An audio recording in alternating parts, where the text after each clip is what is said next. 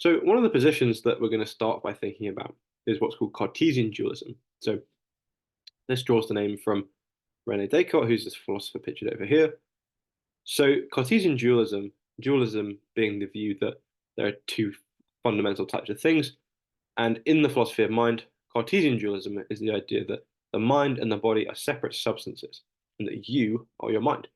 So the thing that's ultimately you is your mind or your soul, and this is a kind of naturally immortal kind of thing that kind of floats around. It doesn't have a kind of physical mass. It's something that's not really bound by the laws of physics. It's kind of a soul or a spirit or a kind of non-physical mind. And then on the other hand, you have the physical stuff, including your body. And there's this kind of relationship that's formed between your non-physical mind and the physical body. But the bit of that pairing that's ultimately you is the mind. So Descartes, is very famous for defending this position in his meditations, amongst other works. And he gives a lot of arguments. So some of the arguments that he gives are include the conceivability argument and the indivisibility argument. So I'm just going to kind of state these pretty quickly, and you can do some more research if they seem interesting to you. So the conceivability argument is the idea that you can conceive of your body without a mind, and you can conceive of your mind without a body.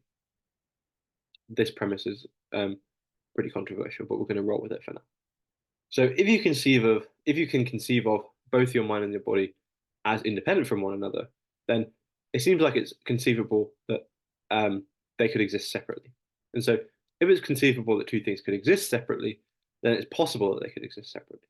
And if it's possible that two things could exist separately, then they can't be the same thing.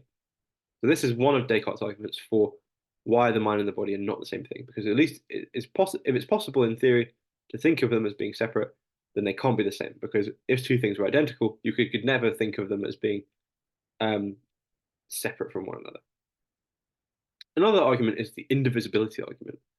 So we think that the physical body can be kind of spatially divided up. So the physical body could be, split up into parts. Say, for example, you had an amputation. Your body has changed in its physical structure and has been divided up into multiple different parts.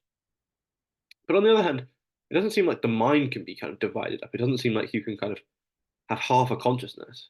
And so if the physical body can be divided up and the mind can't be divided up, it seems like they have different properties. And if two things have different properties, then they must be different things. So these are some of the arguments that Descartes gives for to us to try and motivate his position of substance dualism. Another thing that kind of backs up this is that a lot of people have quite strong dualist intuitions. So it doesn't seem plausible that to a lot of people, at least on the first pass, that they aren't their that they are their body. So it seems like most people think that their body is at least some kind of extension of them rather than being identical to them. And so if that's the case, then a lot of people kind of seem intuitively committed to this idea that there are these kind of Cartesian souls, or at least some kind of mind that is slightly distinct from the body.